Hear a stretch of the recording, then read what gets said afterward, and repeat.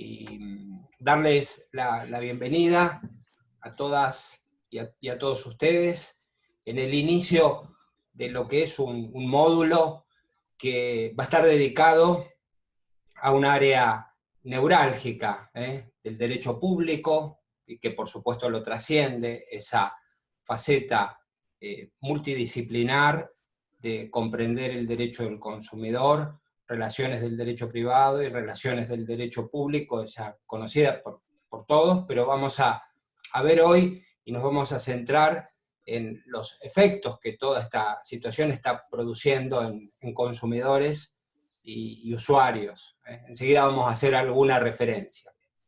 Les agradezco particularmente el compromiso con lo que es la oferta de la Federación en esta coyuntura que tenemos que decir, después de haberlo evaluado como se fueron dando los intercambios, las devoluciones que tenemos de parte de ustedes, que bueno, la excelencia académica de la propuesta siempre viene de la mano de un piso que tenemos conocido, que es la marca de la doctora Silvina Furlotti, que ella está llevando adelante el Instituto de Estudios Judiciales en conjunto con toda la conducción de la Federación, pero buscamos en esta coyuntura tener herramientas para pensar este presente que hemos visto que es muy cambiante, que no termina de estabilizarse en su modo de desenvolvimiento, que no hay una dinámica unidireccional y que por sobre todo ha cambiado hábitos de vida, laborales, relaciones contractuales, por supuesto, y que veremos también cómo sigue desenvolviéndose cuando podamos recuperar ese horizonte de la nueva normalidad. Entre tanto, la Federación valora especialmente este punto de encuentro, porque la verdad que esto nos reafirma en un sentido de pertenencia institucional con nuestras funciones, con nuestro rol. La situación de los poderes judiciales es una situación de mucha demanda, de gestión de conflictividad en situaciones verdaderamente delicadas.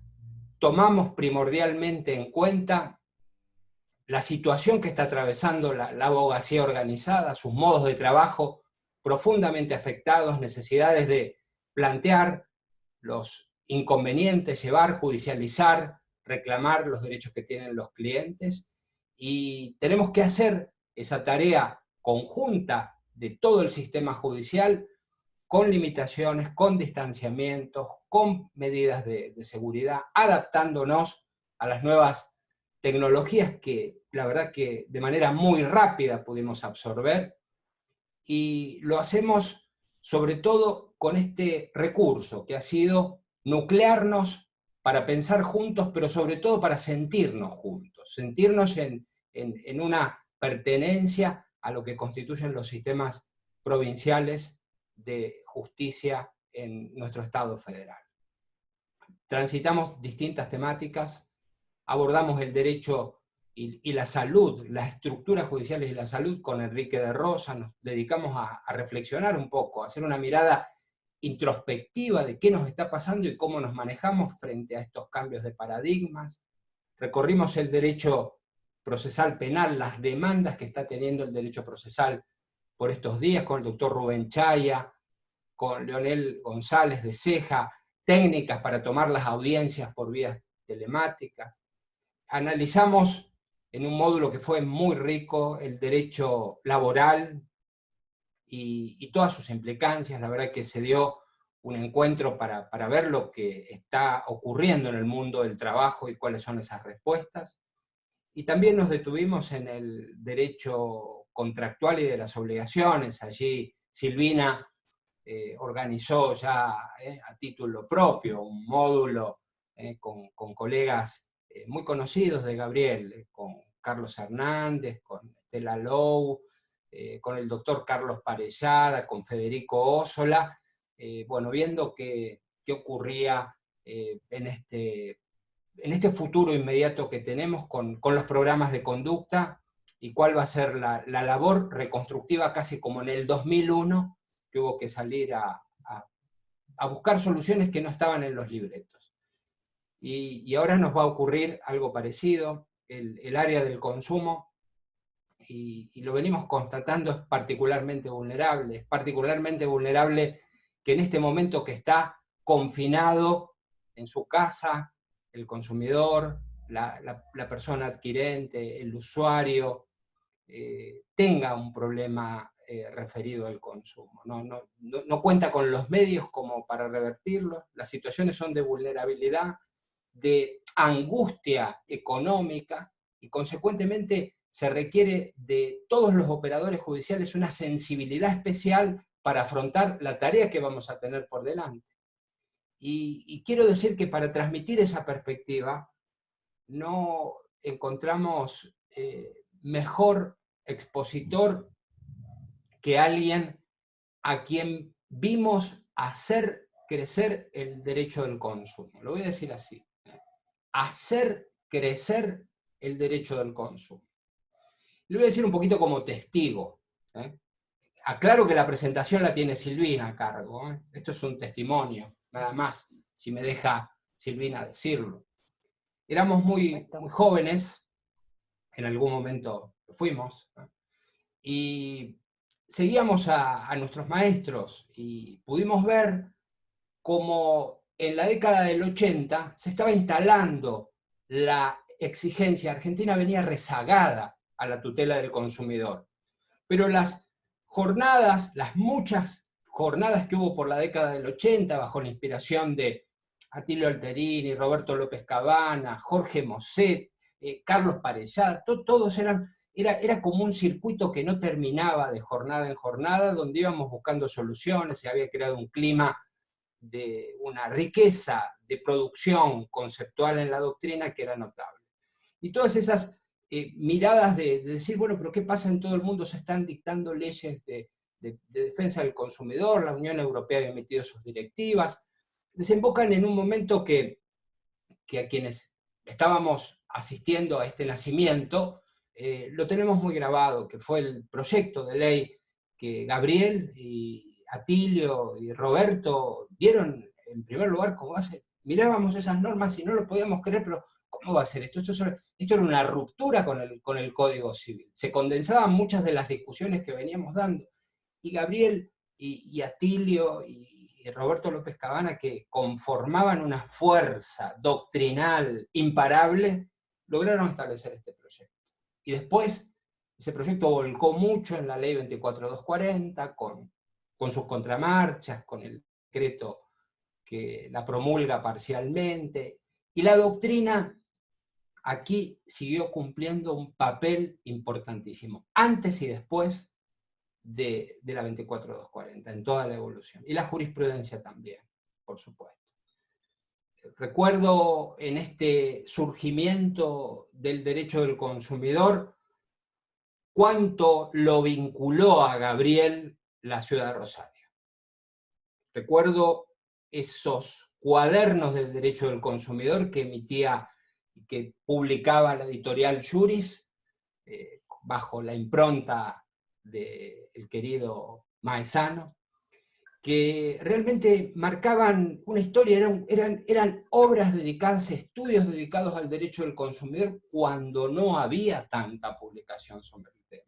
Después vinieron los tratados que dirigieron Gabriel y Carlos y todas las publicaciones que los han consagrado. Pero a mí me queda la mirada en ese momento romántico del derecho del consumo, en donde no todas las editoriales se dedicaban y en donde había que buscar los trabajos que realmente todavía yo sigo mirando esos cuadernos con la nostalgia de aquellos primeros años.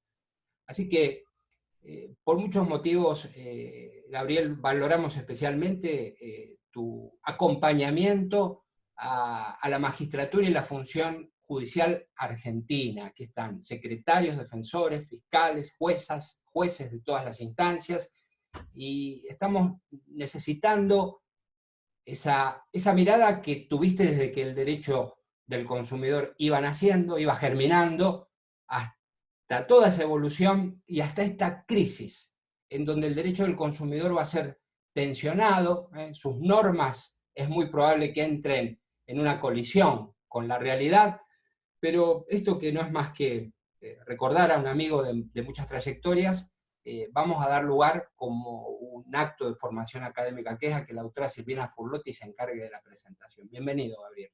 Silvina. Bueno, buenas tardes.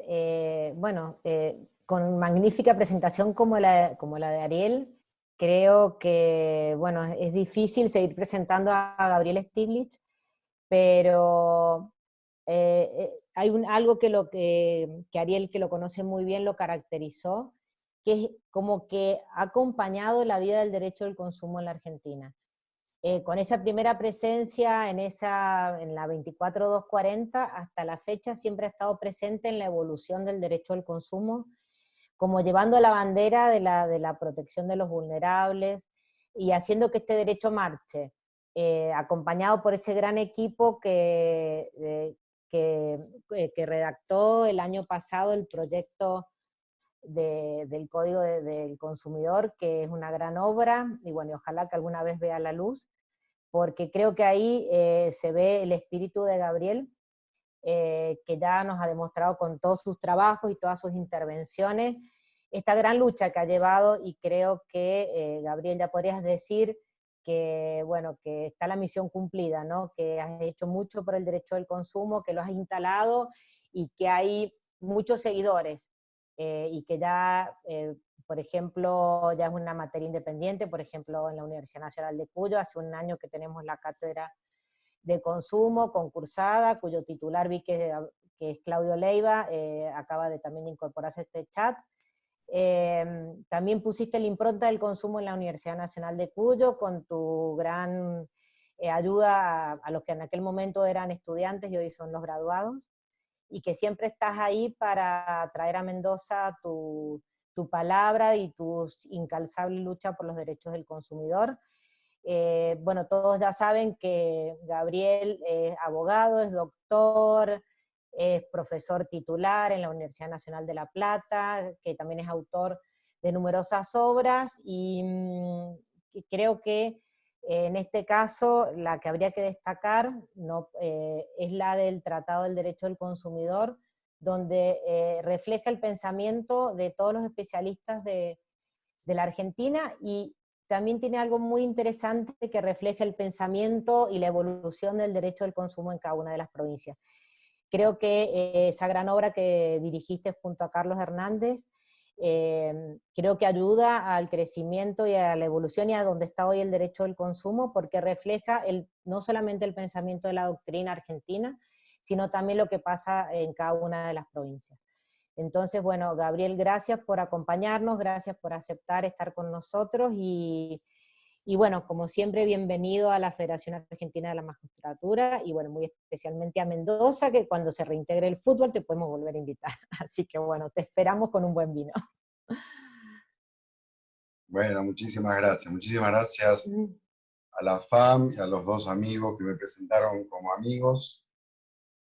Me emociona de todas maneras porque los recuerdos nos llevan también a épocas hermosas del retorno de la democracia, de nuestros maestros que ya no están, como Atilio y Roberto, pero también, en mi caso, Augusto Mario Morelo, y tantos otros que en verdad nos empujaron para siempre, a todos los que estamos aquí.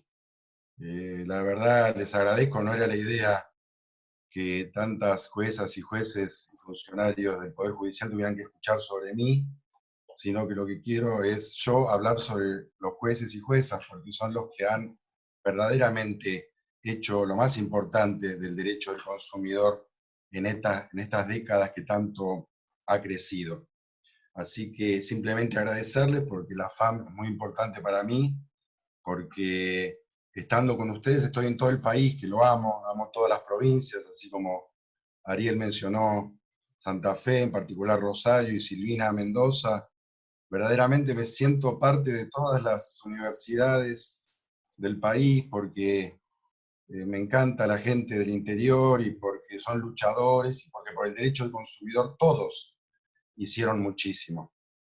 De manera que es un esfuerzo compartido que es lo que a nosotros nos gusta. Somos un grupo, como bien mencionaron ustedes, desde luego Rosario ha tenido mucho que ver desde siempre, desde los maestros de otras generaciones hasta los grupos actuales que ustedes tanto mencionaron, Carlos Hernández y otros, pero aquí están presentes incluso Gonzalo Soso de la Universidad del Litoral, Belén Japace de Tucumán.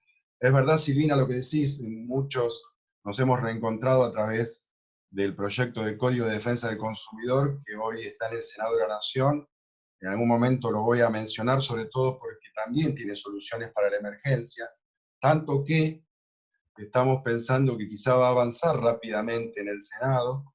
Hemos tenido reuniones con senadores, Mendoza tiene mucho que ver, ya en privado hablaremos, pero creemos que puede tener avance porque estamos convencidos, y por eso le voy a dedicar quizá al final, si tenemos tiempo, que muchas soluciones que estamos esperando para la emergencia y para el después de la emergencia están en ese proyecto de Código de Defensa del Consumidor. Lo primero que quiero decir, al margen de todos estos agradecimientos y del nivel que ustedes le dan a la actividad académica en la FAM, que ha transformado esto que yo pensé que era una charla en un examen para mí, porque la verdad que de pronto estar hablando frente a personalidades tan importantes del Poder Judicial, en fin, espero salir airoso. Y decía que es tan importante el Poder Judicial porque derecho del consumidor en general, pero en particular derecho del consumidor en la emergencia, es una de las muestras más elocuentes de la trascendencia que hoy tiene el diálogo de fuentes para la aplicación e interpretación del derecho. No sé en cuántas otras especialidades del derecho se hace tan necesario ejecutar acabadamente el diálogo de fuentes desde los distintos operadores, comenzando por el Poder Judicial, en el derecho del consumidor en general, e insisto en particular en la emergencia, porque se ha sumado un nuevo grupo de cuerpos normativos que son las normas de la emergencia específicas del derecho del consumidor, que como veremos más adelante tienen que ver, por un lado, con lo que denominamos el acceso al consumo, y por otro lado, en particular, con algo que es esencial para salvar a la sociedad de la emergencia en las relaciones económicas, que es el control de precios. Digo que siempre el derecho del consumidor necesita del diálogo de fuentes, como lo exige el Código Civil y Comercial de la Nación desde el artículo primero del título preliminar, y sobre todo explicado en los fundamentos del anteproyecto del Código Civil y Comercial, porque antes de la emergencia teníamos, a los efectos de la aplicación e interpretación del derecho del consumidor, la necesidad de pasar, primero, por supuesto, por la Constitución Nacional, por los tratados internacionales de derechos humanos y de derechos económicos, sociales y culturales, que tienen jerarquía constitucional en función del artículo 75, inciso 22. Por la ley especial que tanto mencionaron ustedes en la presentación, 24.240 de defensa del consumidor, que rige desde el año 93. Y desde el año 2015, por el Código Civil y Comercial de la Nación. Pero además, por normativas que apuntan a aspectos muy colindantes con el derecho del consumidor, como la lealtad comercial, la defensa de la competencia y el hoy renacido régimen de abastecimiento y precios.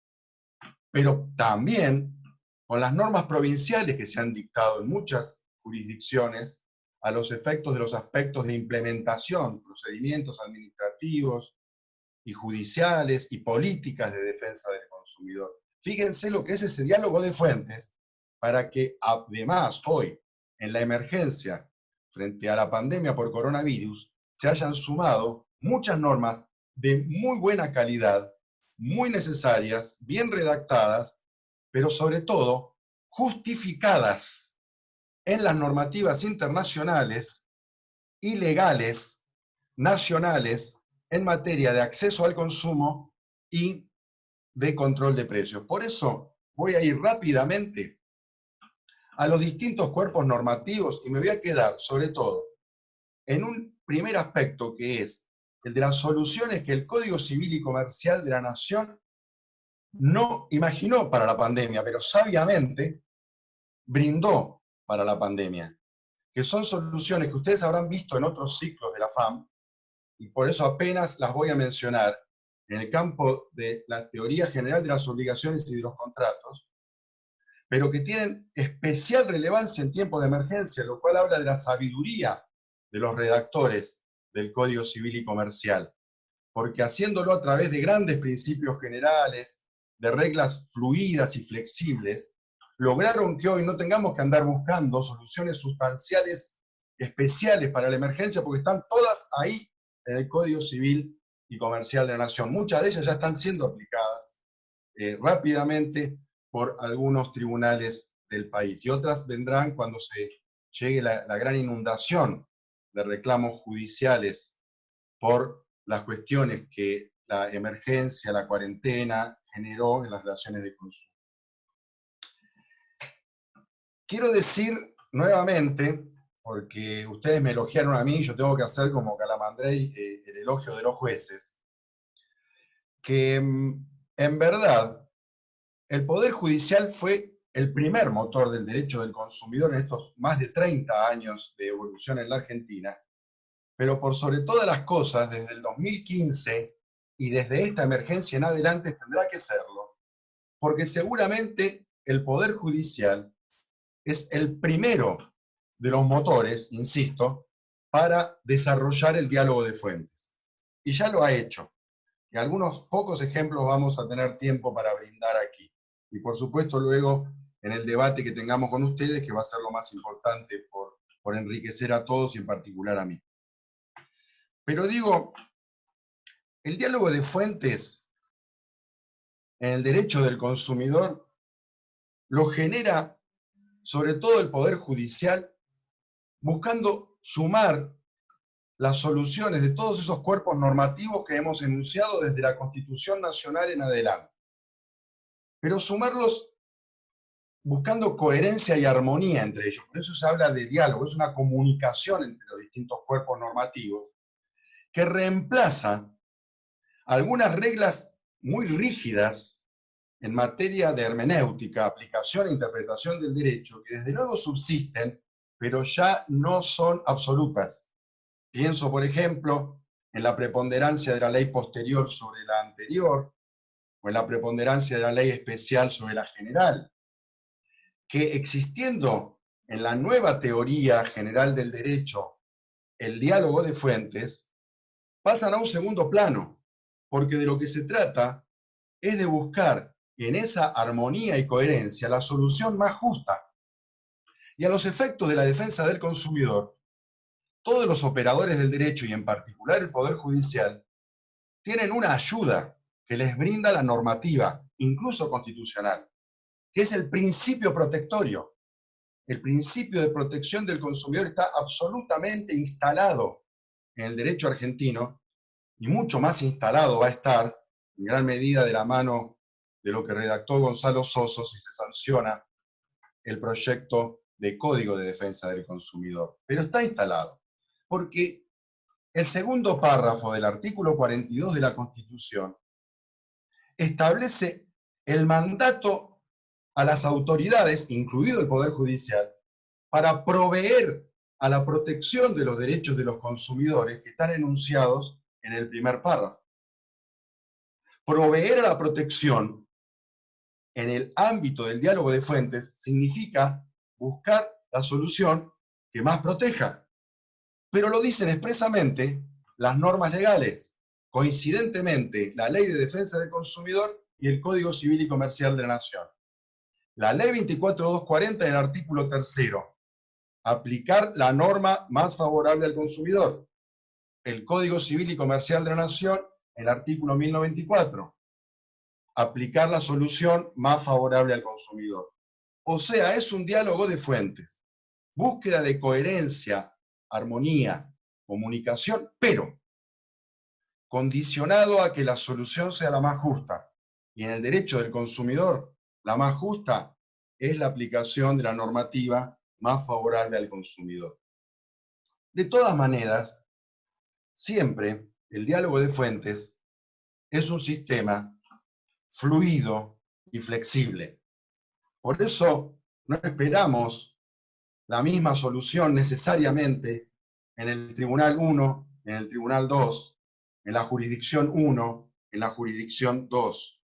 No es, como bien decía Jean Vías, una física de las acciones humanas. No nos rasgamos las vestiduras por el sentido de una solución jurídica más favorable o menos favorable para el consumidor, ni tampoco cuando una norma jurídica, por ejemplo, del Código Civil, tenga unas palabras más o unas palabras menos que nos hagan pensar que favorecen más o favorecen menos al consumidor. Por eso digo, diálogo de fuentes, solución más justa, pero sistema flexible y fluido.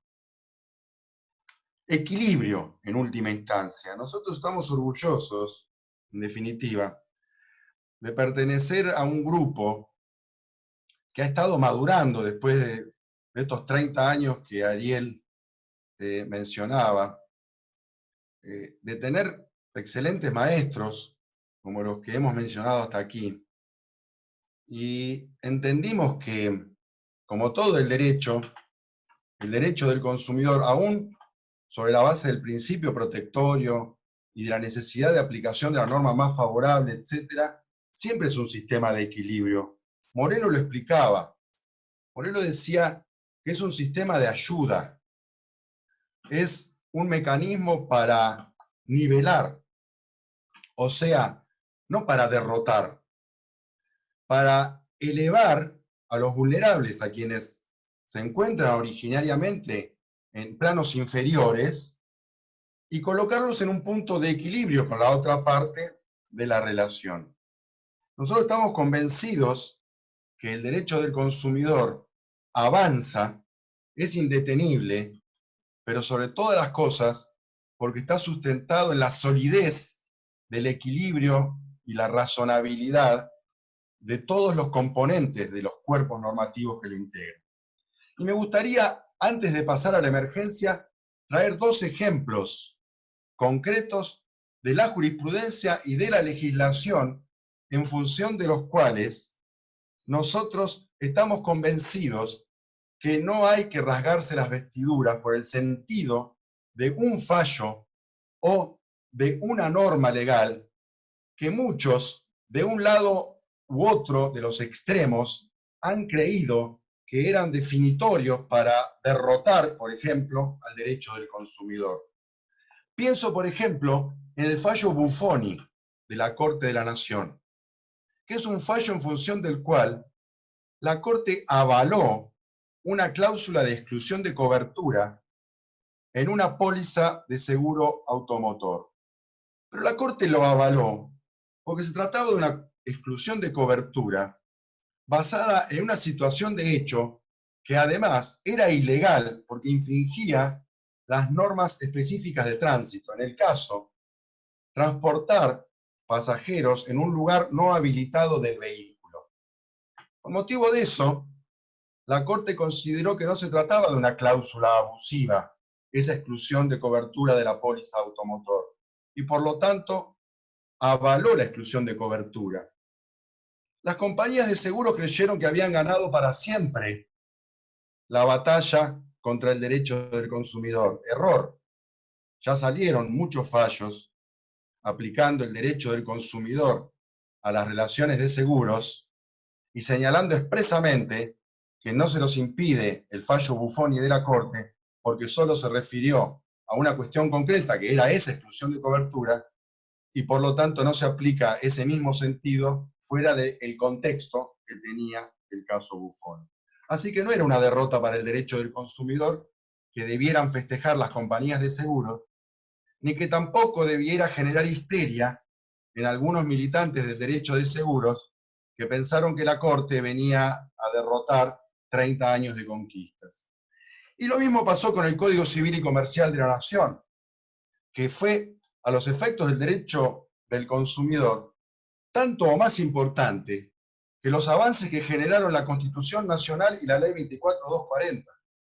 A través del Código Civil y Comercial de la Nación, el derecho del consumidor pegó en la Argentina un salto de calidad inmenso, que lo coloca en los primeros niveles en el derecho comparado. Pero algunos militantes del derecho del consumidor pensaron que había un par de normas que iban a destruir las conquistas de 30 años. Por ejemplo, la que se refiere al plazo de prescripción de las acciones judiciales de los consumidores. Y sin embargo, acaba de aparecer un fallo de la Cámara Nacional Comercial, Sala F, denominado Sidner, que aplicó a los contratos de seguro de consumo el plazo de 5 años de prescripción ordinario del Código Civil y Comercial de la Nación en contra del plazo anual de la Ley de Seguros. Por lo tanto, rápidamente, en menos de 5 años de vigencia del Código Civil y Comercial de la Nación, tenemos ya jurisprudencia en el sentido que, en función del diálogo de fuentes, bien aplicado, en el sentido más favorable para el consumidor, se encontró la solución más justa, que es el plazo de prescripción más favorable para el consumidor, el de 5 años que establece el Código Civil y Comercial para relaciones obligacionales en general. Vale decir, aquellos de las compañías de seguros que habían festejado un triunfo para siempre, ya tienen un fallo que en un tema muy sensible, que es el del plazo de prescripción, les dijo no, no ganaron. Ganó el consumidor, se aplican los 5 años del Código Civil y Comercial de la Nación. Y a los militantes del derecho de seguros que pensaban que un fallo de la Corte, que se refería a una cuestión concreta, o que una norma del Código Civil y Comercial de la Nación, con sus palabras más o palabras menos, iba a derrotar al derecho del consumidor y sus conquistas, tampoco. Esa histeria no tuvo razón de ser. Ya el derecho del consumidor, a través de su principal exponente, que es el Poder Judicial de la Argentina, en todos los rincones del país, les ha dicho, muchachos, esa histeria no tuvo sentido. Aquí tienen ustedes la aplicación de la norma más favorable para el consumidor a través del diálogo de fuentes, como debe ser, en función del principio de protección.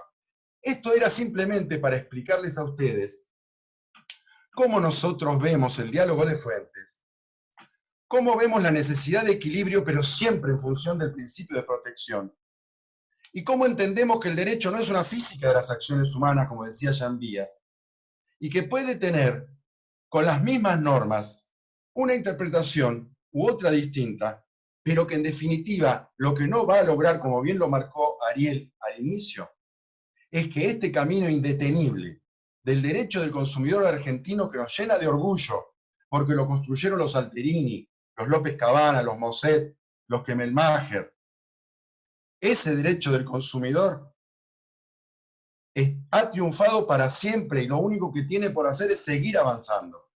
Y va a seguir avanzando, sobre todo en función de lo que el Poder Judicial en todo el país lo enriquece, no solo a través de acciones individuales, sino también colectivas. Y si tenemos sancionado el proyecto de Código de Defensa del Consumidor, otra vez de la mano de Gonzalo Soso, tendremos un régimen de procesos colectivos espectacular a primer nivel internacional, para que el Poder Judicial argentino se siga luciendo en la lucha por el derecho del consumidor, con un nuevo código y con procesos colectivos regulados a favor del consumidor en función del principio de protección. Les pido acepten mi pasión y mi énfasis, porque esta es una lucha que no ha sido en estos 30 y pico de años solamente contra quienes están a favor, perdón, contra quienes están en contra del derecho del consumidor, que los hay, sino que también ha sido una lucha que subsiste para lograr que se comprenda que los avances, como nos enseñaron nuestros maestros, son a pasos firmes, con soluciones razonables, equilibradas, que no hace falta dar saltos al vacío ni ir por todo, que se avanza con estos pasos firmes, como el del Código Civil y Comercial de la Nación, como los que da la jurisprudencia en todo nuestro país, y como los que va a dar el Código de Defensa del Consumidor, coordinado también por ese gran rosarino Carlos Hernández, si se sanciona pronto como todos pretendemos. Por eso, ni Buffoni es en contra, ni Sidner de la Cámara Nacional Comercial es en contra de nadie. Todo es diálogo de fuentes, en un sentido o en otro, porque es fluido, porque es flexible, porque no es una física de las acciones humanas. Pero ¿por qué el avance es indetenible? Porque hay un muy sólido principio de protección del consumidor que está vigente en el derecho argentino. Y para terminar los últimos 15 o 20 minutos, quiero ir ahora sí a justificar por qué en la emergencia lo que tenemos por delante es más y mejor diálogo de fuentes, más y mejor aplicación e interpretación del derecho del consumidor en la emergencia por los operadores y en particular por el Poder Judicial. Porque se ha sumado un nuevo grupo, como ya dijimos, de componentes normativos, que es el cuerpo de las normas de emergencia del derecho del consumidor, que verdaderamente, insisto, son de muy buena calidad y necesarios en materia de acceso al consumo y de control de precios.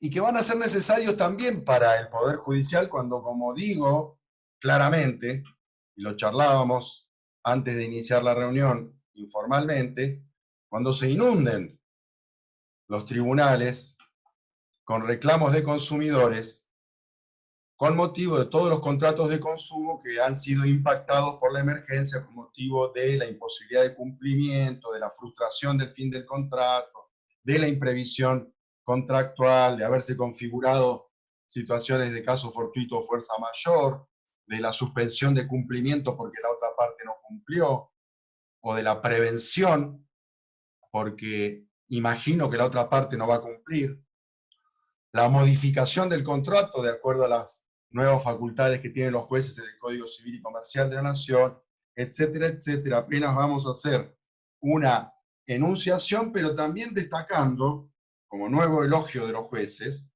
que algunas de estas soluciones ya se están aplicando. Recién Silvina mencionaba las decisiones que se adoptaron en Mendoza respecto a los créditos UVA. Yo quiero señalar también que en estos días el Tribunal Superior de Justicia de Córdoba dictó una decisión importante en materia de plataformas digitales que tomó literalmente el texto que está proyectado en el Código de Defensa del Consumidor. Esto ocurría habitualmente con el Código Civil y Comercial de la Nación. Nuestra amiga, la genial Aida Kemelmacher de Carlucci, me acuerdo que antes de la sanción ya estaba muy contenta cada vez que un fallo judicial aplicaba dogmáticamente los conceptos del anteproyecto o del proyecto de Código Civil y Comercial de la Nación a través de fallos jurisprudenciales. Bueno, ya está ocurriendo también con el proyecto de Código de Defensa del Consumidor y lo hizo el Tribunal Superior de Córdoba recientemente en materia de plataformas digitales. Y también muy recientemente la Cámara Nacional Comercial abrió una causa contra Despegar con motivo de no devolver las cuotas respecto a contratos de turismo, en particular alojamiento, que por supuesto quedaron sin efecto. Se solicitó una cautelar, no se hizo lugar a la cautelar, pero sí se abrió el caso como acción colectiva para que se resuelva el fondo de la cuestión. O sea, ya está, quiero decir, no es que va a estar, ya está el Poder Judicial resolviendo las cuestiones del derecho del consumidor en la emergencia, pero desde luego va a estar en el ranking de los temas que inunden los tribunales cuando se reanude completamente la actividad judicial. Por eso me parece muy importante algo que ocurrió ayer, 19 de mayo, que fue el dictado de la resolución número 137 de la Secretaría de Comercio Interior de la Nación, que fue habilitar el desarrollo electrónico de los procedimientos administrativos denominados COPREC, que es el sistema de conciliación a nivel nacional de las causas de defensa del consumidor, y que probablemente tenga impacto en todo el país, porque la mayoría de las denuncias en la emergencia se refieren a cuestiones interjurisdiccionales, por tratarse de comercio electrónico y por existir domicilio de los consumidores en su provincia y de las empresas en general en la Ciudad Autónoma de Buenos Aires, o algunos otros motivos de interjurisdiccionalidad, y también porque esta decisión de la Nación de habilitar los procedimientos conciliatorios administrativos electrónicos va necesariamente a empujar a que los organismos de aplicación provinciales también lo hagan. Por eso, entre lo administrativo de defensa del consumidor, más todo lo extrajudicial que está ocurriendo y debe ocurrir a través de una abogacía preventiva y negociadora, esperemos que la inundación de los tribunales se reduzca en alguna medida, que se les aplane la curva de la litigiosidad que se va a venir en las relaciones de consumo.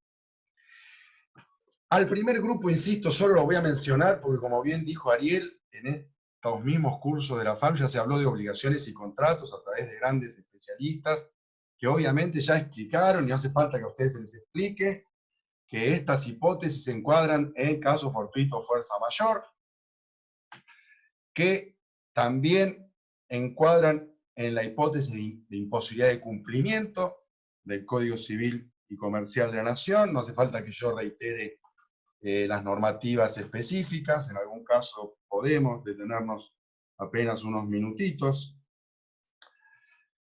Encuadra también, y aquí vamos ya más en concreto, en lo que a mi juicio es una de las normas, y yo lo hablaba mucho con mi padre, que tuvo la oportunidad de participar muy activamente en la redacción del capítulo de Teoría General del Contrato en el Código Civil y Comercial de la Nación, el artículo 960 que se refiere a facultades de los jueces. Yo creo que ese artículo verdaderamente es uno de los más importantes del Código Civil y Comercial de la Nación.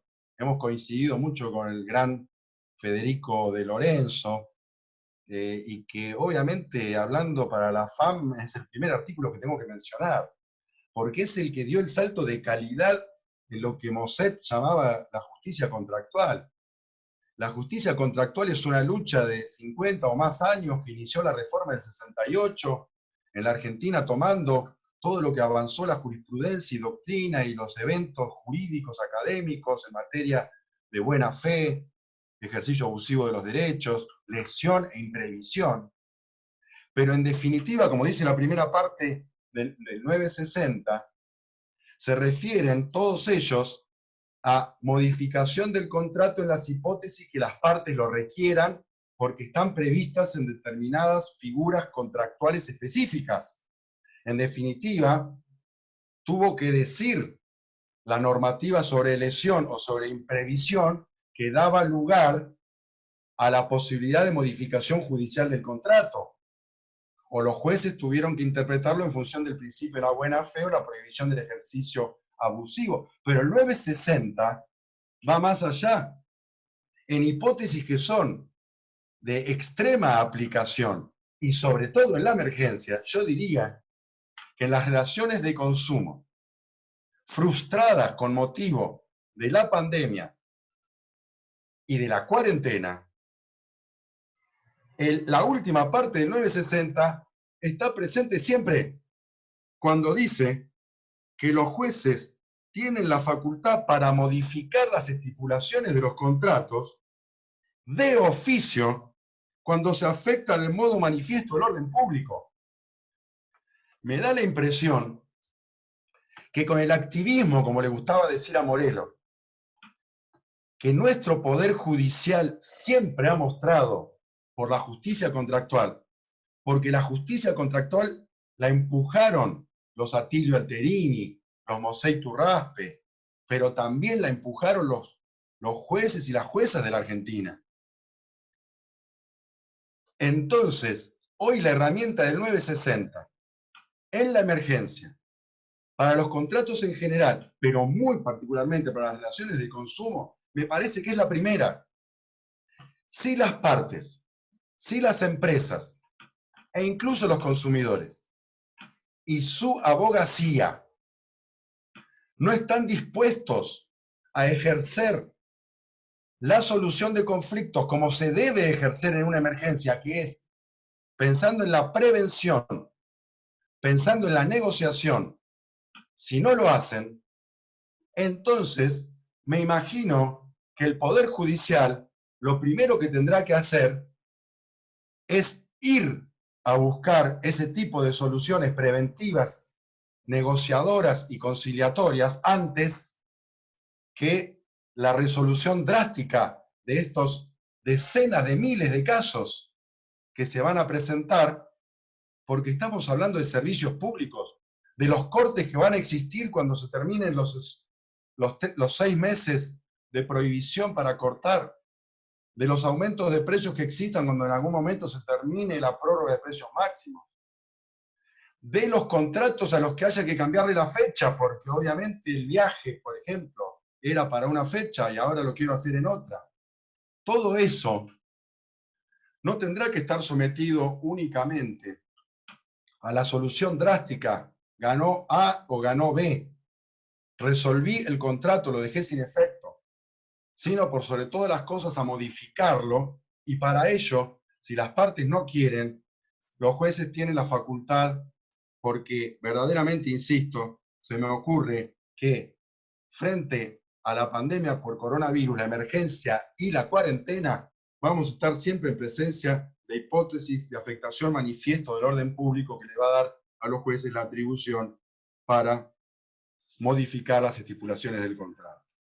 Finalmente, recordar que las demás normativas son también de aplicación, que por supuesto la relativa a la teoría de la imprevisión lleva también a la posibilidad de modificar el contrato, porque la resolución no es la única solución, sino también la resolución parcial e incluso la modificación del contrato judicial o extrajudicial, y en los casos en que haya que adoptar decisiones drásticas, estarán fundadas tanto en el 1031 sobre suspensión del cumplimiento, la vieja excepción, que ahora puede ser acción o excepción, la tutela preventiva del 1032, la frustración del fin del contrato, otra de las grandes conquistas del Código Civil y Comercial de la Nación en la teoría general del contrato, que es el artículo 1090, y por supuesto la teoría de la imprevisión del 1091.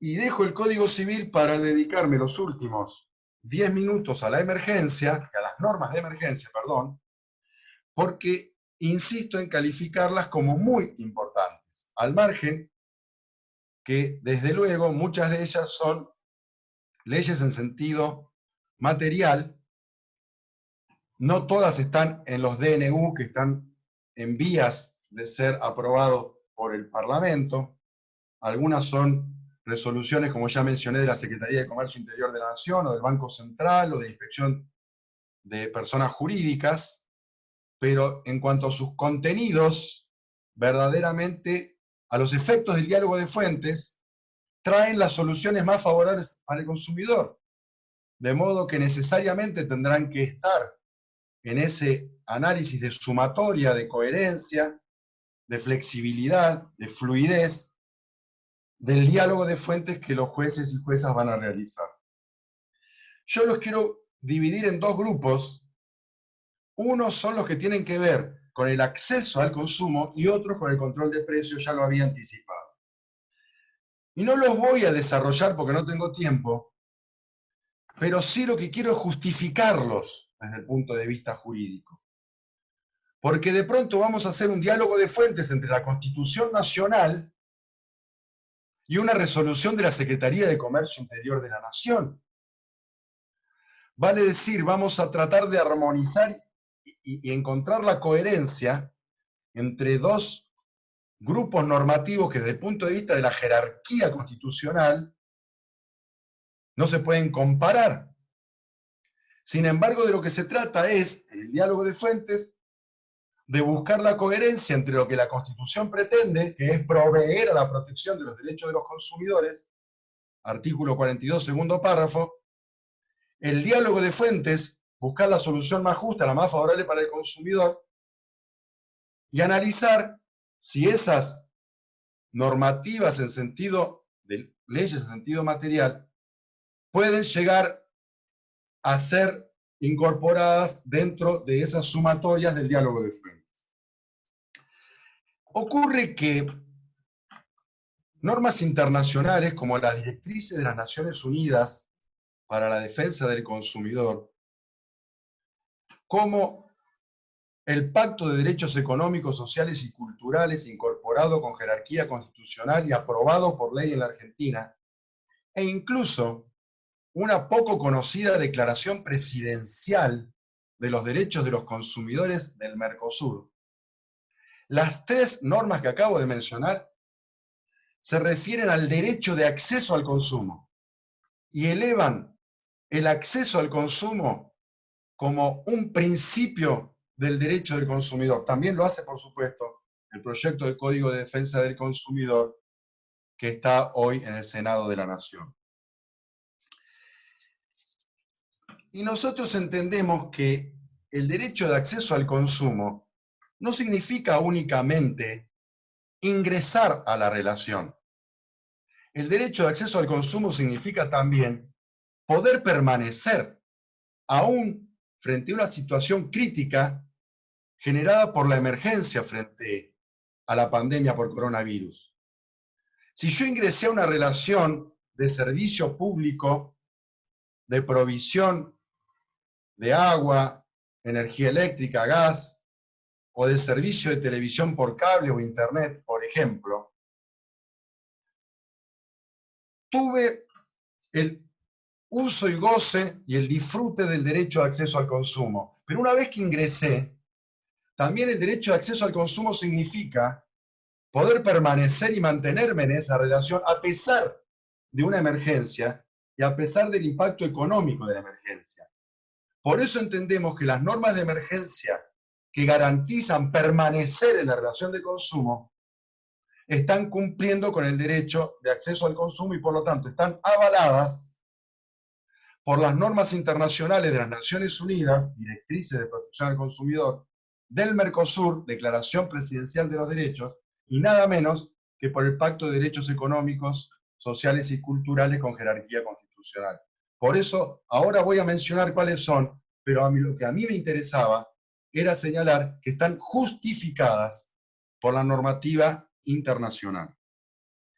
Me refiero al Decreto de Necesidad de Urgencia 311, que es el que exige la abstención del corte de servicios en caso de mora o falta de pago, y lo hace por 180 días corridos desde el día 1 de marzo, y se refiere a los servicios de energía eléctrica, gas, agua corriente, telefonía fija o móvil, internet y TV por cable. Por supuesto, se refiere a algunos usuarios residenciales y a unos pocos usuarios no residenciales.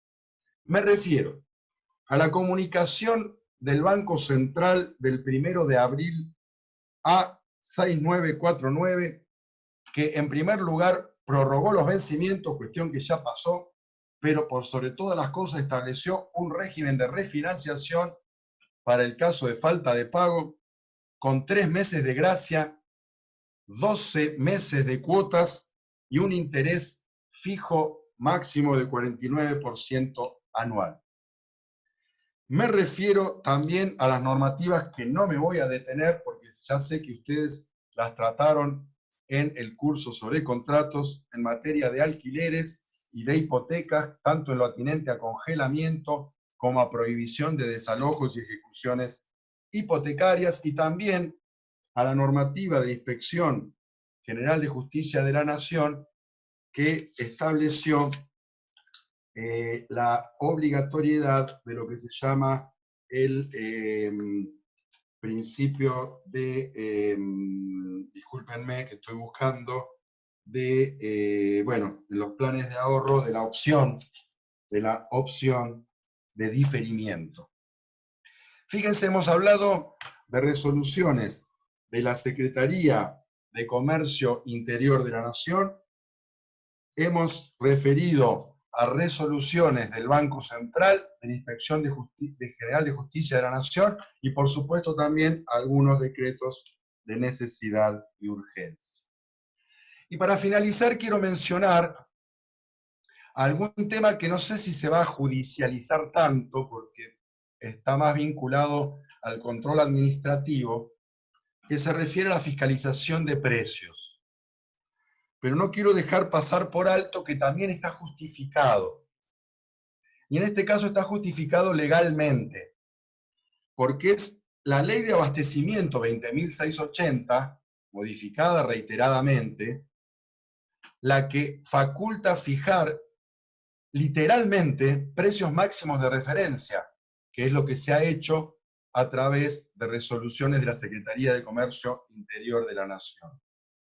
Precios máximos de referencia, insisto, autorizados por la Ley de Abastecimiento en la Argentina, que coloca como autoridad de aplicación, desde luego, al Gobierno Nacional, pero que también la Ley de Abastecimiento autoriza a esa Autoridad Nacional de Aplicación a descentralizar la fiscalización del control. Por lo tanto lo que ha sido normas estrictamente de control de precios, fijando precios máximos de referencia, que son resoluciones de la Secretaría de Comercio Interior de la Nación, que lo han hecho por 30 días en un primer momento y ya se prorrogó 2 veces, inclusive anteayer. Los precios máximos de referencia hoy rigen hasta el 30 de junio próximo. O sea, retrotraer los que regían al día 6 de marzo, y se refiere desde luego a productos de alimentos e higiene, que son aquellos que las empresas están obligados a publicitar, no solo a través de las páginas web, sino también a través de la publicidad en todos los puestos de venta.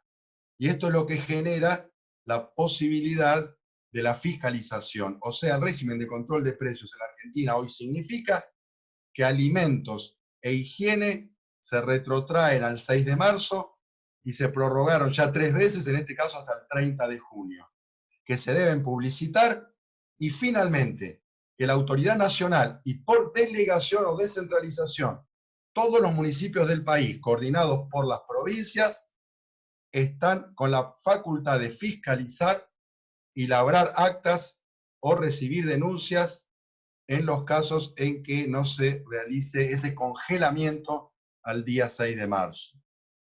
Porque además, para terminar, quiero significar que el derecho a precios justos o a los precios más bajos expresamente está incorporado en diversas normas internacionales y nacionales de defensa del consumidor. Por ejemplo, las directrices para la protección del consumidor de las Naciones Unidas no solo establecen el derecho de acceso al consumo, sino específicamente la necesidad que los Estados miembros garanticen medidas a los efectos que los consumidores puedan acceder a bienes y servicios esenciales a los precios más bajos, o sea, precios justos. Por lo tanto, quise significar que todas las normas de emergencia que entran en el sistema de diálogo de fuentes están en situación de brindar soluciones más favorables para el consumidor, o sea, las más justas, pero además, al margen de la jerarquía que tengan como leyes en sentido material, les puedo asegurar que están justificadas porque siguen el rumbo exigido por normas internacionales, por normas legales como la de abastecimiento en nuestro país, e incluso por la Constitución Nacional Argentina. Porque cuando el artículo 42 reconoce el derecho a libertad de elección, toda la doctrina argentina ha señalado que derecho a libertad de elección comprende necesariamente derecho a acceso al consumo e incluso a precios justos. Porque es impensable que los argentinos gocemos efectivamente de derecho a libertad de elección, todos los sectores de la comunidad, incluso los más marginados, si no hay derecho de acceso al consumo de bienes y servicios esenciales a precios justos. Y quiero, por lo tanto, decir por última vez que el proyecto de código de defensa del consumidor que tramita en el Senado de la Nación, al cual le hice mucha publicidad, me comprende la generalidad de la ley, pero les puedo asegurar que no es publicidad engañosa. Ese proyecto de código de defensa del consumidor establece expresamente el derecho de acceso al consumo. Tiene un capítulo especial para dar soluciones a los hipervulnerables. Tiene un capítulo especial que lo escribió quien más sabe en el país sobre el tema y está en esta reunión, por ahí la vi, la jurista tucumana Belén Japace, que es la prevención y el saneamiento del sobreendeudamiento de los consumidores. Y además tiene todo un capítulo sobre políticas activas a favor de los consumidores en situaciones de desventaja. Por eso les decía al principio, acceso al consumo, hipervulnerables, sobreendeudamiento, consumidores en desventaja. Ese código proyectado que tramita en el Senado es para la emergencia. Se tiene que dictar ya. Tiene soluciones urgentes para hoy. Y ni que hablar también para después. Como el Código Civil, que no se dictó pensando en coronavirus. Y sin embargo, como se dictó sobre la base de principios generales progresivos, sirve para la emergencia. Y este proyecto de Código de Defensa del Consumidor, me gusta decir, es un hermano menor o un primo menor del Código Civil y Comercial de la Nación. Hasta está redactado en gran medida por los mismos colaboradores. Está avalado por Aida Kemmelmacher de Carlucci, que expresamente firmó apoyando el contenido de este código. Y por eso pienso que también es útil para la emergencia, que va a durar. Si se están sancionando hoy en el Congreso las normas urgentes, entonces sepamos que es urgente para la emergencia ese proyecto de Código de Defensa del Consumidor. Por estas 4 o 5 cuestiones que mencioné, y muchas más, y aunque más no sea, porque regula progresivamente, sobre la base del principio de protección, y jerarquiza el diálogo de fuentes, porque buscamos que ustedes, los jueces y las juezas, se sigan luciendo con un diálogo de fuentes que ya están haciendo bien, pero que cuando tengamos un código de defensa del consumidor, lo van a poder hacer mucho mejor aún. Porque en esa armonía, en eso de armonizar, de acompañar, de buscar sumatorias y las más justas, van a encontrar algo tan poderoso como la Constitución Nacional y los tratados internacionales, algo tan poderoso como el Código Civil y Comercial de la Nación, y algo tan poderoso que reemplaza a esa 24240 que tanto amamos, pero mucho más poderosamente, que es el proyecto de Código de Defensa del Consumidor. Así que es urgente y sobre todo es progresivo. Les agradezco mucho y ahora sí, no sé si me excedí, pero les confieso, sin duda, para mí lo más importante, lo que viene, que es conversar con ustedes. Muchas gracias. La verdad, Gabriel, que ha sido, como siempre, un honor, un gusto escucharte, y lo digo porque en este contexto de tantas dificultades, de ansiedades e incertidumbres para los consumidores y usuarios, para la ciudadanía, para nuestros coterráneos, para las familias de Argentina, saber que desde quien ha sido una fuente inspiradora de este derecho protectorio, renace esa fuerza y esa firmeza para poder establecer cuáles son las ópticas desde las cuales tenemos que decidir. Lo tuyo fue como cómo se gestó el derecho del consumidor, Gabriel.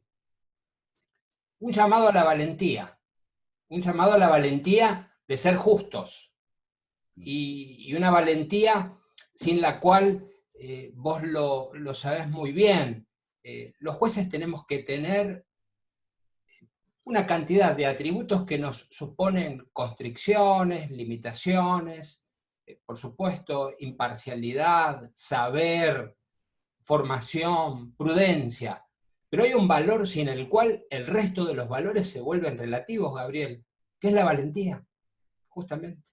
Hay que saber, en este contexto, como vos lo dijiste, utilizar esas herramientas que están, no para que las dejemos en los libros. Vos y toda la doctrina del derecho del consumo no trabajó tanto tiempo para que tengamos un derecho de avanzada, y lo seguís haciendo con el proyecto y lo sigue haciendo el grupo que ha trabajado.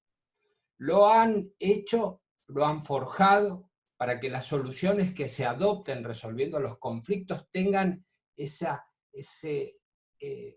impresión de la equidad, de la correspondencia, del equilibrio, del llegar a equilibrar las fuerzas cuando precisamente en este momento las familias están pasando situaciones de agobio. Vos bien, me pareció muy oportuno la lectura desde lo que muchas veces parece el edificio doctrinal, legal, constitucional comparado, la lectura a las normas de emergencia, a las resoluciones que en este momento están conformando el escalón primario de la normatividad, pero llamado a brindar un sosiego, es decir, la elaboración del derecho del consumidor no se detiene en los grandes conceptos y en las grandes fórmulas. Por eso, la verdad que si hay una interrelación que se hizo a lo largo de todos estos años, fructífera,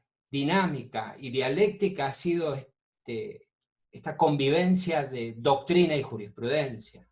Allí cuando, vos lo sabés bien porque lo has vivido, el derecho del consumidor empezó a vivir en la República Argentina porque con esta fuerza se lo instaló, con esta fuerza de la que das testimonio, pasados 30 años, parece que estuviéramos en los 80 escuchándote, y el derecho del consumidor empezó a surgir antes que la ley 24240, y lo sabemos bien.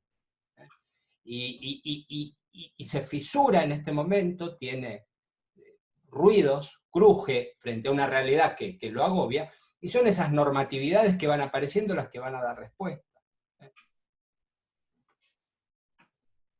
Es un gusto escucharte, Gabriel. Muchas gracias, Ariel. Muchas gracias por tus palabras, por el enfoque que ustedes le dan. Bueno, es lo que hemos dicho y lo que pensamos. Nunca estuve del otro lado de un estrado judicial, y ya no voy a estar, tengo 61 años. Y sin embargo, es un respeto tan grande, que yo creo que nos inculcó Morelo a toda la Escuela de La Plata, que supo hacer él ese cabalgar conjunto del derecho procesal, el derecho judicial y también el derecho privado. Y vos decías, bueno, pero como les pasó a ustedes y a todos los que estamos aquí, haber tenido esos maestros prácticamente es simplemente no haber frenado el empuje que ellos te dieron. Es la única virtud que cualquiera de nosotros puede tener.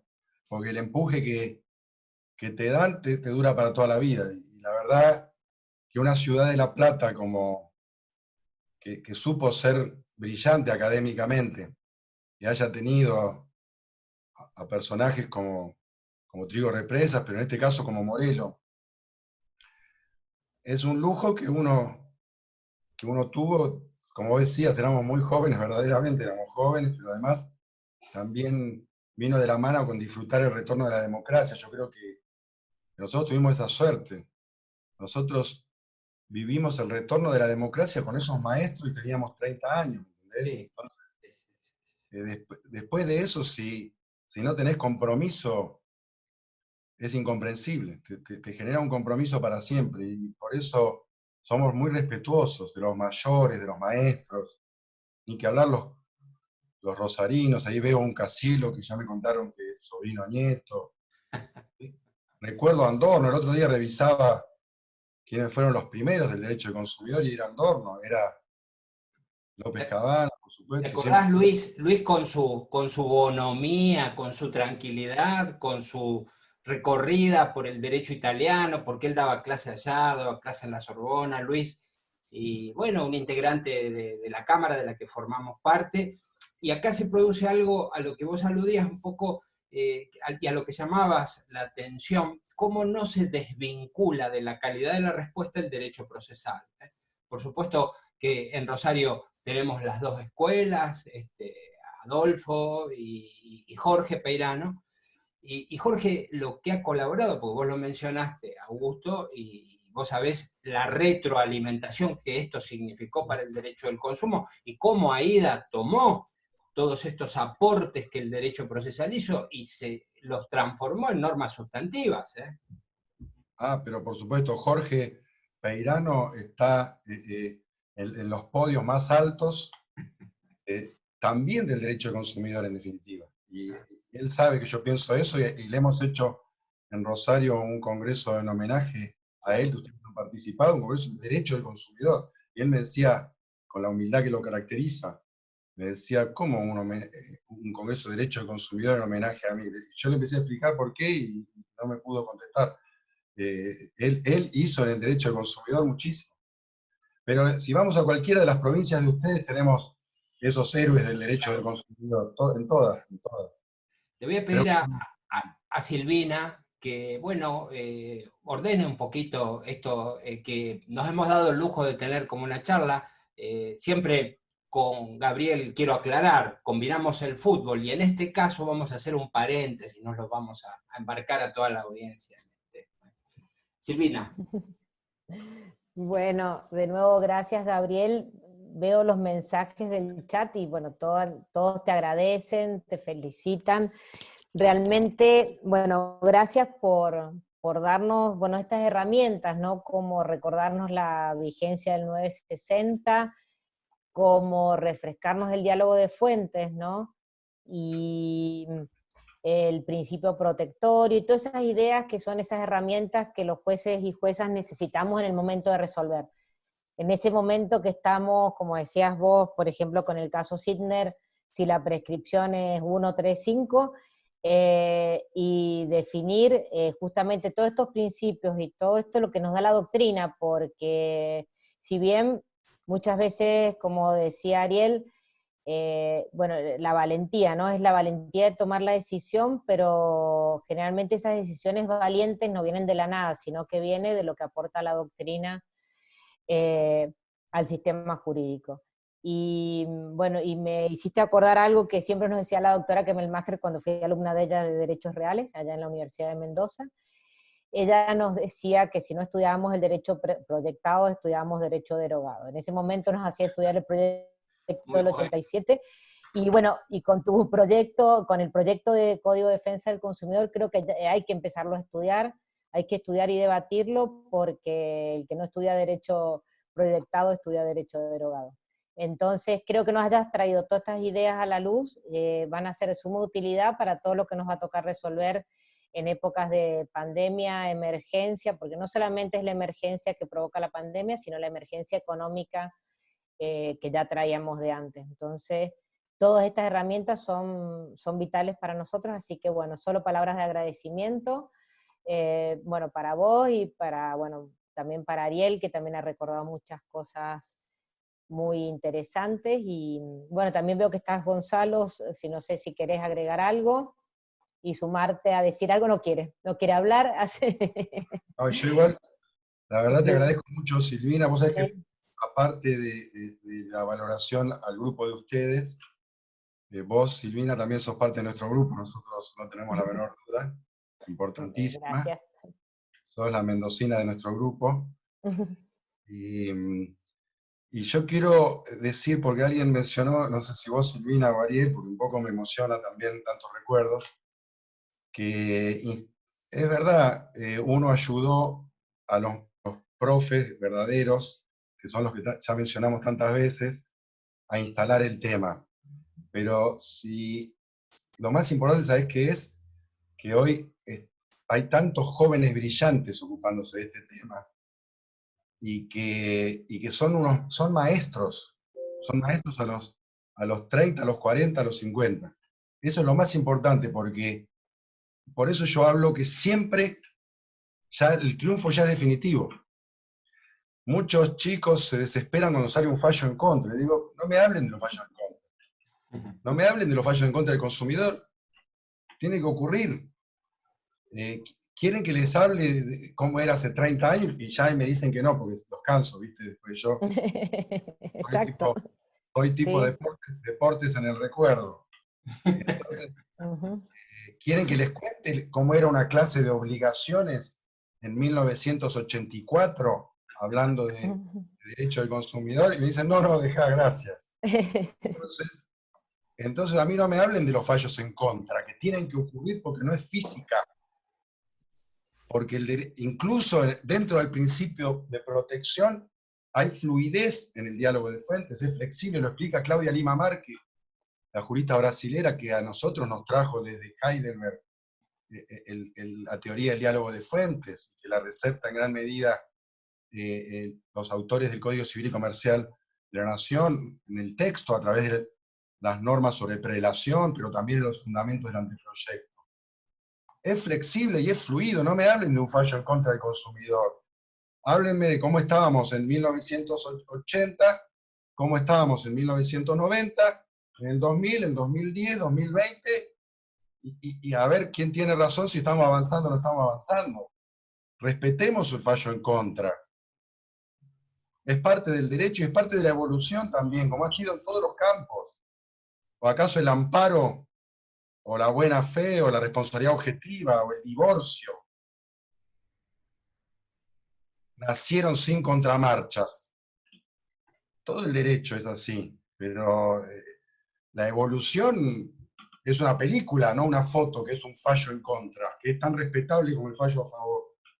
Por eso yo estoy seguro que vamos bien, porque ese grupo de jóvenes, que están muchos aquí, insisto, perdón, ellos son muy humildes, pero Gonzalo, que es un capo a nivel internacional, Belén, Carlos Hernández, Federico Ósola, pero también quiero decirles una cosa, fuera de protocolo.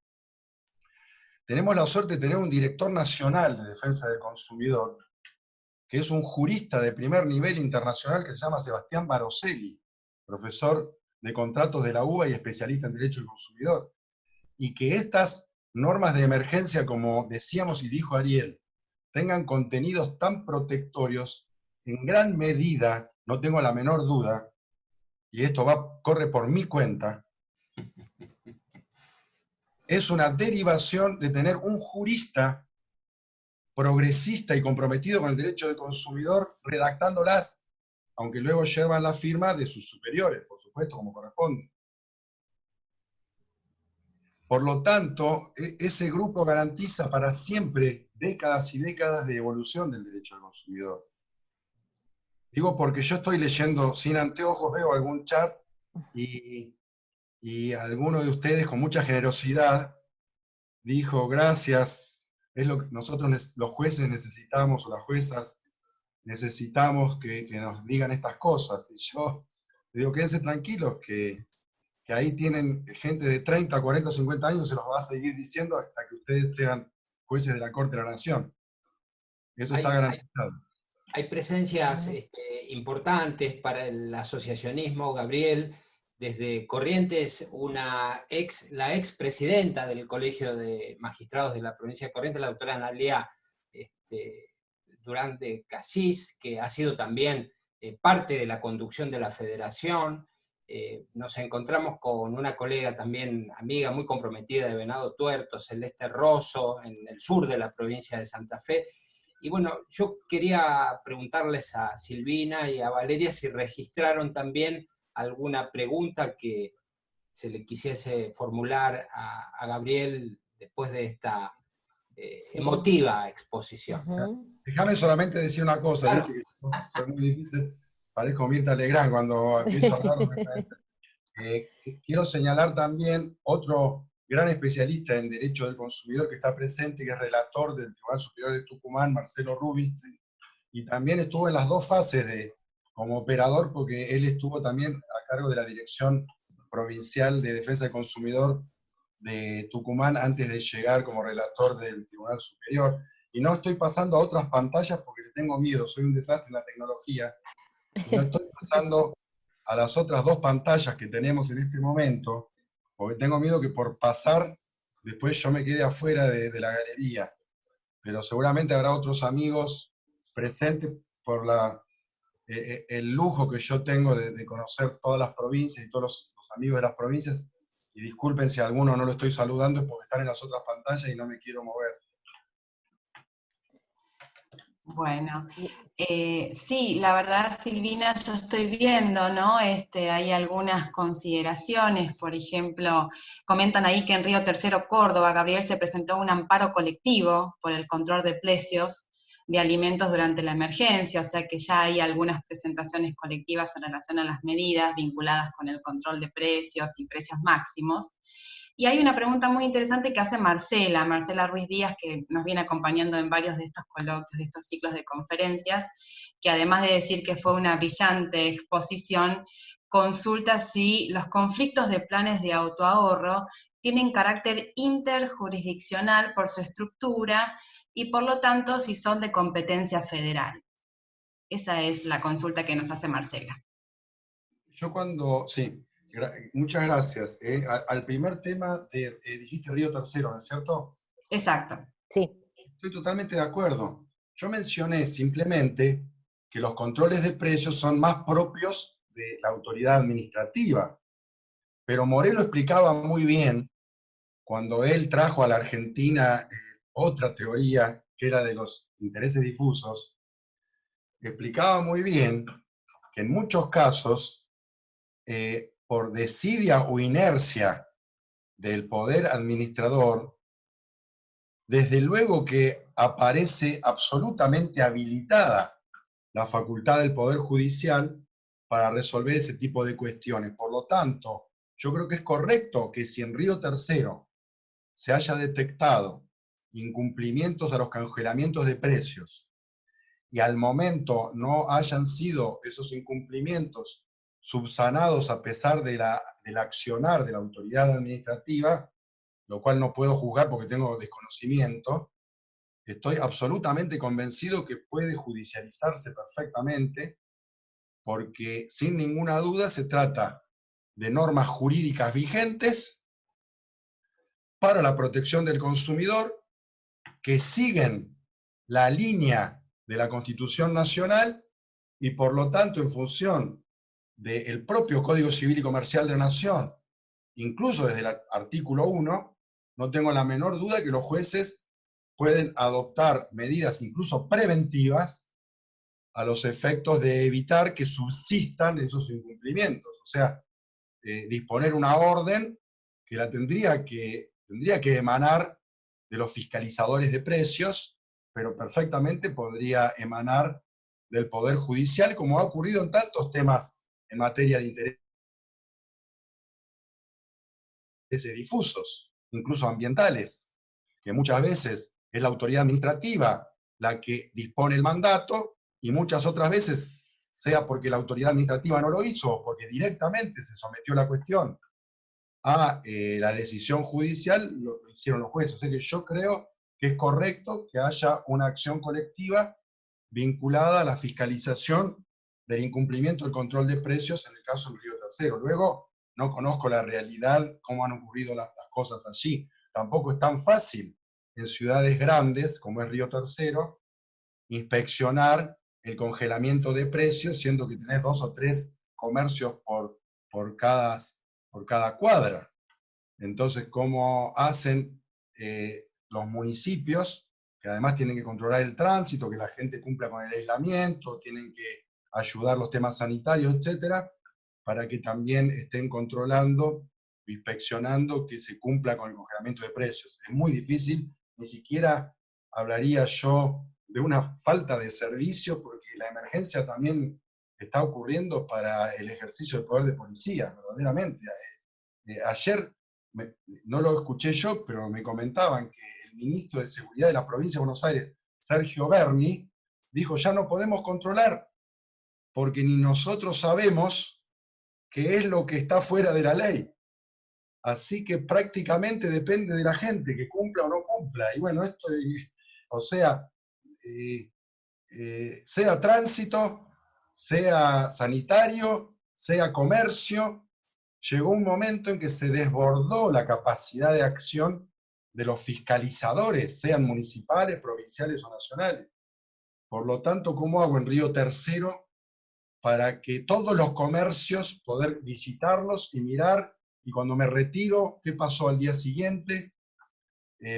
Así que, bueno, hay que ayudarlos. Si no pueden fiscalizar y con un amparo colectivo se puede hacer algo, bienvenido sea. A la otra pregunta de Marcela Ruiz Díaz, tardé tanto para contestar la primera parte que me olvidé la segunda.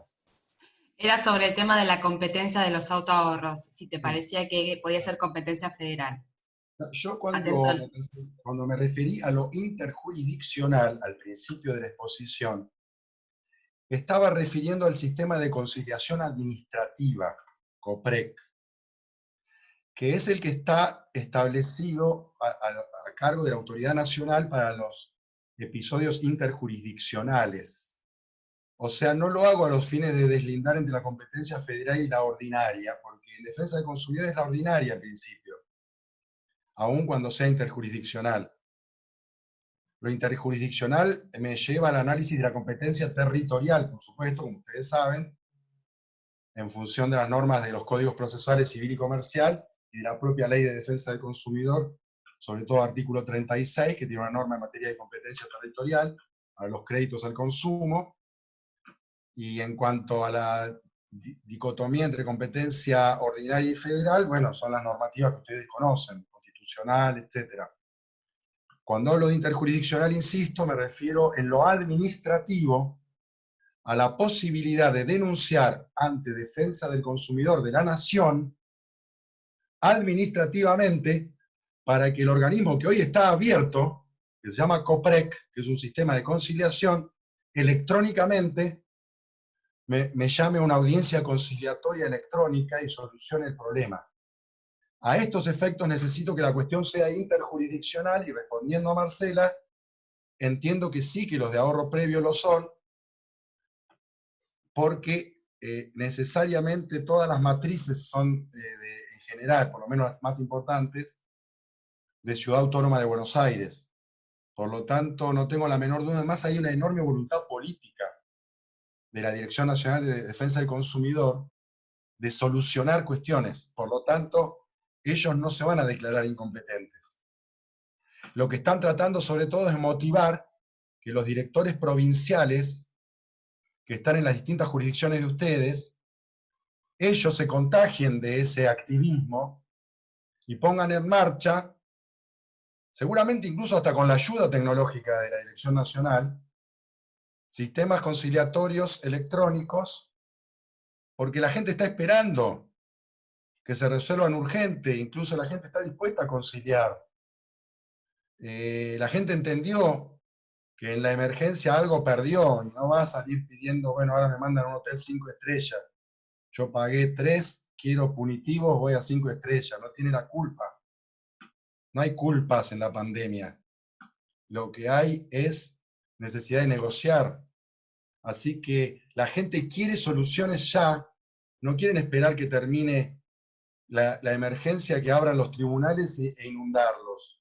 Pero hoy por hoy, casi todo es extrajudicial, porque hasta que el Poder Judicial no esté a pleno, y si la administración pública tampoco ofrece algo a pleno, casi todo es extrajudicial, y en lo extrajudicial es muy difícil que la solución sea la más favorable para el consumidor, porque incluso no tiene ni siquiera asistencia letrada, y se va a conformar con poco, va a aceptar algo injusto. Yo tengo abogados, amigos, me llamaron y dijeron, bueno, yo voy a aceptar algo menos. Así que está bueno que la administración pública, que tiene un sistema un poco más fácil de poner en marcha, no es lo mismo abrir los tribunales que abrir una dirección provincial de defensa del consumidor, incluso electrónicamente, que lo hayan hecho. Y estoy seguro que ahí sí se van a inundar y todo lo que se inunden ellos va a ser a favor de los consumidores primero y del Poder Judicial segundo. Bien. Gabriel, hay dos preguntas que las vamos a hacer en un mix porque prácticamente están orientadas. Pregunta Claudia, ¿en qué etapa considerás que se debe ejercer la facultad del artículo 1090 del Código Civil y Comercial, o sea, como fórmula conciliatoria, de audiencia preliminar, o de prueba, o vía interpretativa de la sentencia? Y David también pregunta si pudieras brindar algunas consideraciones sobre la aplicación de la imprevisión contractual y la frustración del fin, justamente esos artículos que hiciste mención en tu explicación. Hay un montón más, pero vamos viendo que estamos llegando a horario. Voy a tratar de sintetizar los que sigan en el chat. Dale, lo del horario corre por cuenta de ustedes, por supuesto. Bueno, si me permite, bueno, frustración de la finalidad, primero, porque todavía en previsión no hay nada nuevo ni siquiera con el Código Civil y Comercial de la Nación, prácticamente. El Código lo único que hizo es hacer la mención a que la facultad se podía ejercer extrajudicialmente, o sea, el derecho a plantearlo extrajudicialmente, lo demás hay solo alguna variación terminológica, ¿no? Y creo que ninguna de estas figuras deja la menor duda sobre su aplicabilidad en la emergencia por la pandemia, ninguna. Si vamos al 1090 sobre frustración de la finalidad, habla de una alteración de carácter extraordinaria de las circunstancias existentes al tiempo de su celebración y ajena a las partes. Por ejemplo, me compré un viaje y obviamente me lo compré con una finalidad. Si me lo compré porque me gusta, supongamos, porque me gusta Europa en la primavera europea, ya me lo perdí, ya me perdí la primavera europea y no quiero que despegar.com me mande al invierno europeo, por ejemplo. O si me lo compré porque en abril había un partido de tenis en Roland Garros y yo quería ir a verlo, entonces no quiero que me lo cambien por un campeonato de hockey, que a mí no me interesa el hockey. Así que no hay ninguna duda que la frustración del fin como hipótesis de hecho está presente en todos estos episodios contractuales de consumo que generó la pandemia. Y por supuesto que la alteración es ajena a las partes, a ambas. Y en cuanto a imprevisión contractual, lo mismo. Circunstancias extraordinarias o alteración extraordinaria de las circunstancias que existían al tiempo de la celebración, sobrevenida por causas ajenas a las partes. En ambos casos se puede obtener la resolución del contrato. Por lo tanto, yo creo que incluso se pueden invocar concurrentemente, con la salvedad que el tema de la frustración del fin solo se refiere a hipótesis en que había una causa fin que justificaba mi contrato en determinado momento, que son los ejemplos que acabo de mencionar. Y que en caso de imprevisión contractual tengo la posibilidad de lograr no solo la resolución total, sino también la resolución parcial o una modificación del contrato que en el artículo 1091 se llama adecuación. Pero es lo mismo que la modificación al que refiere el artículo 960. Y que el código en el 1091 imprevisión se refiere a la posibilidad de obtenerlo extrajudicialmente, pero en verdad extrajudicialmente también se puede obtener todo. Yo puedo ir extrajudicialmente también por frustración del fin del contrato. Así que en definitiva las dos herramientas pueden conducir a lo mismo y la única diferencia es si la alteración tiene que ver con digamos en alguna medida la equivalencia de las prestaciones o si tiene que ver con la frustración del fin. Esa es una parte de la respuesta en cuanto Por eso digo, desde el punto de vista procesal, no hay ninguna diferencia en la emergencia respecto a lo que es la aplicación de estas normas sobre frustración del fin e imprevisión contractual antes de la emergencia. O sea, desde 1968 la imprevisión contractual y desde 2015 la frustración del fin. Está bien la pregunta porque está claro que si se trata de un problema por emergencia, es muy importante que se puedan plantear a través de una medida preventiva o conciliatoria.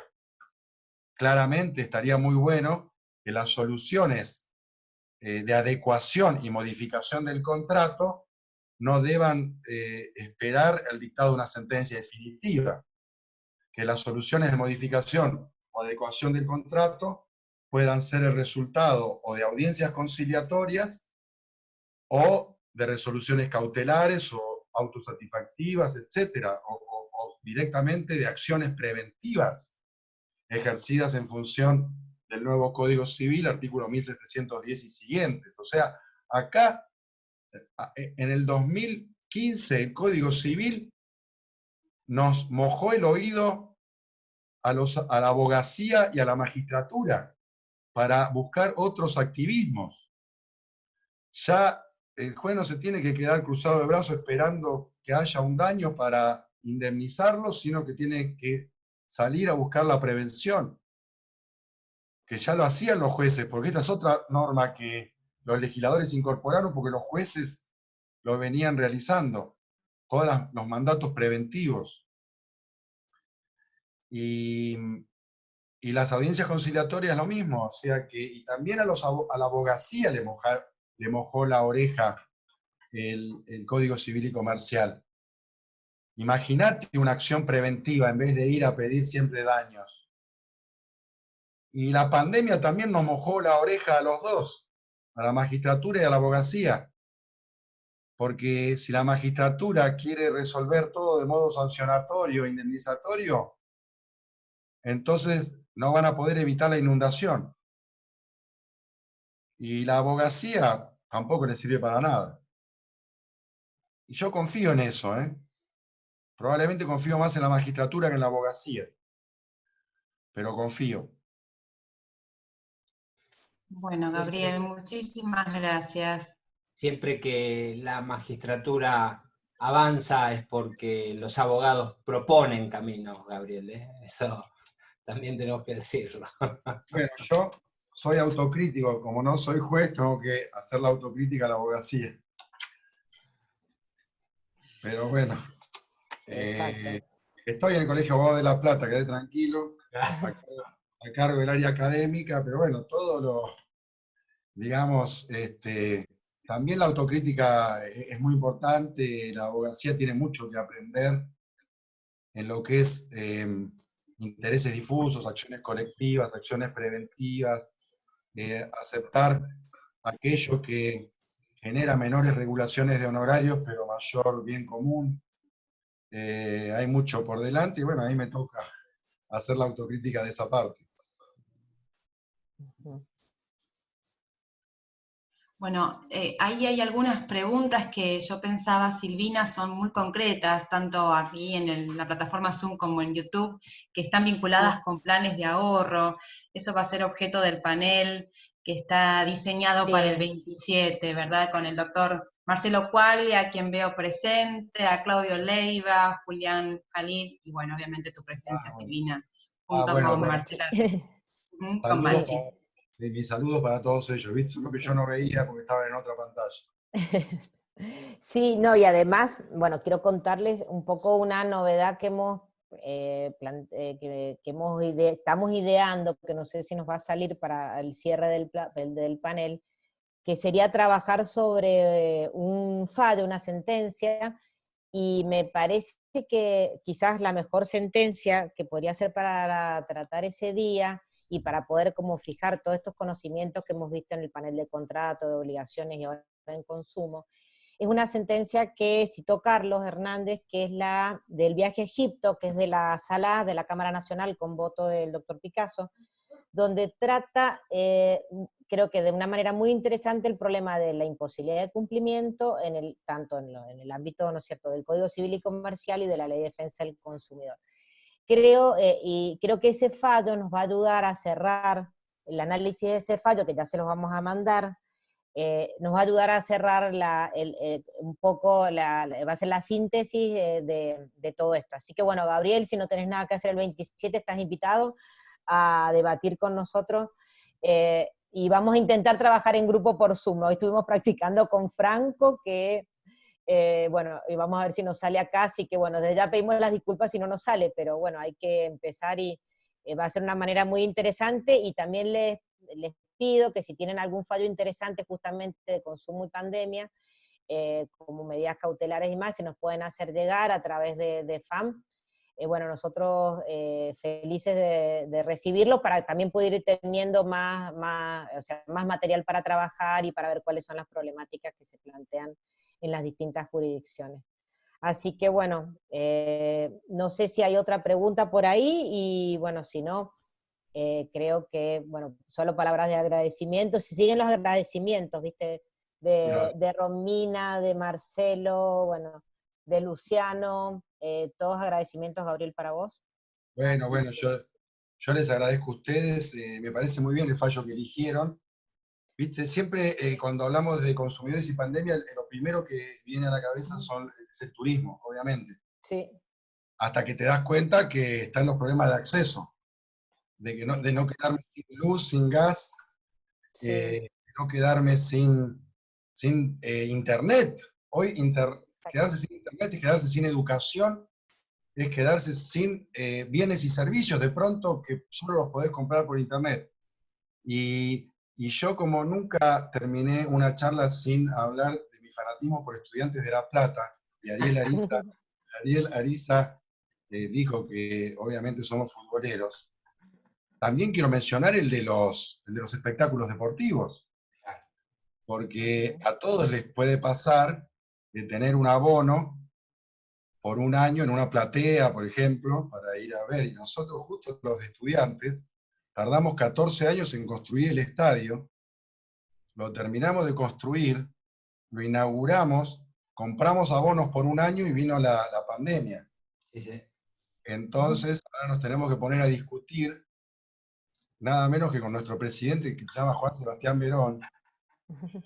Y la verdad, yo, entre Defensa del Consumidor y Juan Sebastián Verón, me parece que... No es fácil esa negociación, ¿eh?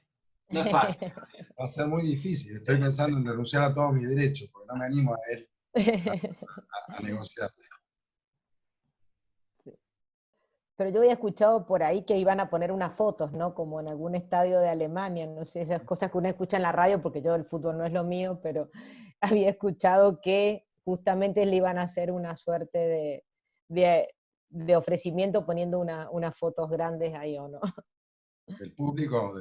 Sí, del público, de los hinchas, que parece que es un éxito, no sé, en Alemania creo que escuchaba eso. Así que... Puede ser. Bien, bueno. Contemos lo que pagamos por esas plateas. Claro. Es una foto muy grande entonces. Bueno, gracias. Muchas gracias. Y, no sé si te quedaba algo por decir, y si no, nos estamos viendo. Nos estamos viendo el viernes, que también están todos invitados a las 18 horas con Valeria y con Gonzalo, que bueno, nos vamos a seguir estudiando el derecho del consumo. Así que bueno, gracias a todos y bueno, nos vemos el viernes. Gracias, Gabriel, y bueno, gracias. Siempre invitado. Bueno, gracias. Muy cómodo me sentí, les agradezco mucho.